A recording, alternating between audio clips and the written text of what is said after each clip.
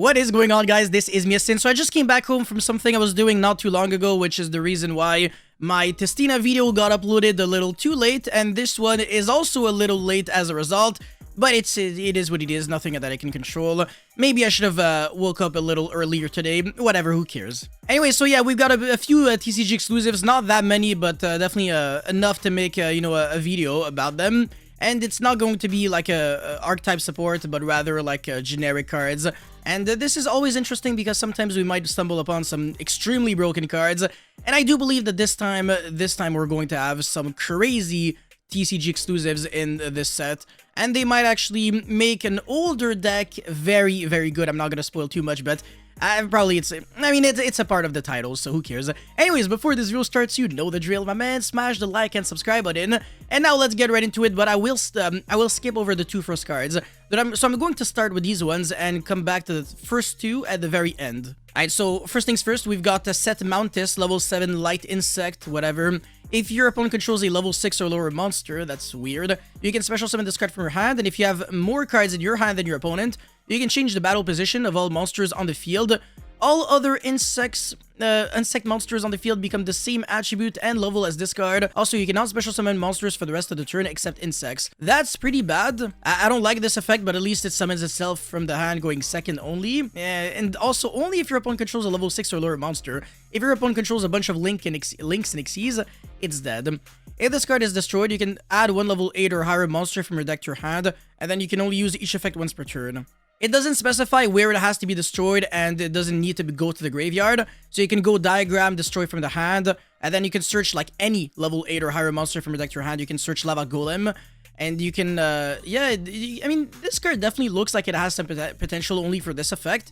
But the issue is, if you're playing this card, you might as well just play more copies of the card that you're trying to search anyways, because I do not believe that this card is searchable. If it was like a target for Retaliating Sea, then maybe, but it's not. So yeah, it's like an insect monster, but it's complete dog shit.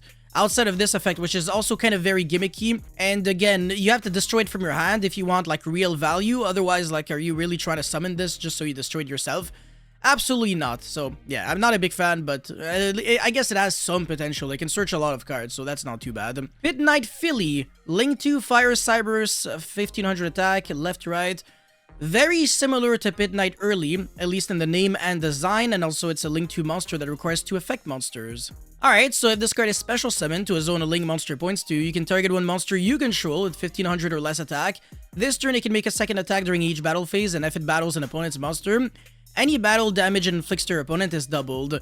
But it has to be a very weak monster, so not a big fan. During the standby phase of the next turn after this card was destroyed by battle or by card effect and sent to the grave, you can special summon this card. You can only use each effect of Midnight Philly once per turn. Very similar to Midnight Early's graveyard effect. When it dies, it just comes back on the end phase or something, or maybe the next standby, I forgot. But either way, this is not on the same level as Midnight Early, and it is definitely, absolutely not on the level of SP Little Knight. So this is a Link 2 monster that's just going to get overshadowed by everything else that we have right now, so it is not even worth considering. I am not a fan of this card, kind of like a waste of paper, honestly. Anyways, Wat Psychic Fighting Porter, quickly spell card. Special summon up to 2 level 3 or lower light monsters from your hand, and if you summon 2 monsters with the same original type, those monsters can attack directly this turn. And if they have the same original level, they cannot be destroyed by battle this turn. And then you can only activate one Wat Psychic Fighting Porter once per turn. I mean, like, nobody cares. Like, this doesn't really do anything, like, to my knowledge. Like, I don't even think a single deck could really benefit off of that. You might as well just play, like, a Super Heavy Samurai engine in your deck so that you can Pendulum Summon and summon a bunch of light monsters from your hand for free in one shot. This doesn't feel like it does anything good. I am absolutely not a fan. Yeah, avoid wasting your time with a card like this, and also, again, this is not really good, and this is gimmicky, but where this video gets very interesting is when we're reviewing these two cards right here that they work with each other.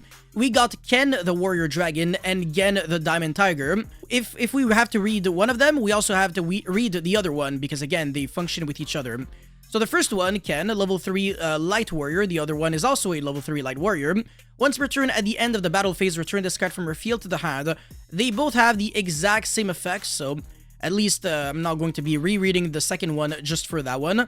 And then you can only use each effect of the monster once per turn, because again, they all have the exact same drawback, well, I mean, restriction. Now, this effect is also pretty much identical. During your main phase, you can special summon one of the opposite one from your hand or deck to your opponent's field defense position. So this one summons Gen the Diamond Tiger, which is this one, and then this one summons Ken the Warrior Dragon from your hand or deck on your opponent's field in defense. Now, the effect that is actually unique for each monster is when it's special summoned by its counterpart, it does something else. So if this card is special summoned by the effect of Gen the Diamond Tiger, it makes your opponent draw 2 cards and then discard 1 card. Your opponent is you in this situation because you are giving a monster to your opponent and then you're making your opponent force your opponent to draw 2 and then discard 1. So in other words, you are kind of, it's very similar to Ceruli, how it's like a Dark World monster that you're giving to your opponent and then you are yourself discarding a card, but you're triggering the nasty effect of that Dark World when it is discarded by your opponent, even though your opponent is technically not even trying to do that, but it is a mandatory effect. So yeah, your opponent has to use a monster effect, which is very disgusting for a bunch of reasons. And this one, very similar. This card is special summoned by the effect of Ken the Warrior Dragon, discard 1 card. You do have to choose this time, so it's I want to say a little less good. But then the effect to make your opponent draw 2 to discard 1 is a little unfair if you ask me. So I want to say Ken the Warrior Dragon is completely overpowered, which means that it's probably a 1 of in your deck, and this card is not really good, so it's probably a 3 of. Now you might be thinking, but Yaksign, this makes no sense. Usually you want to play good cards as 3 ofs and bad cards as 1 ofs. This is upside down because you need the worst one to summon the good one. So in other words, you're not trying to draw the good card, but rather the bad card. It's kind of funny, but I think you can understand where this is going.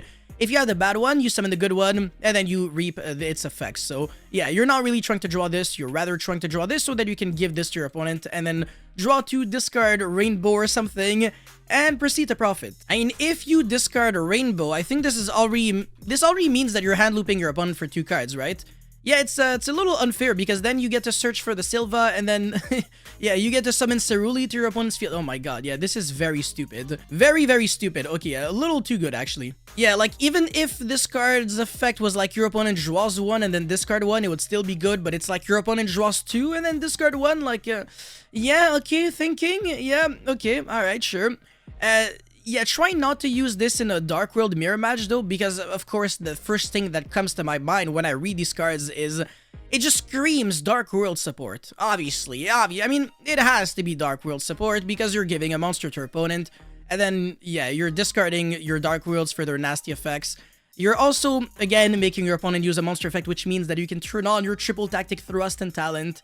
Your opponent will always control a monster, so your thrust can get the talent, and then you look at your opponent's hand, make him lose another card.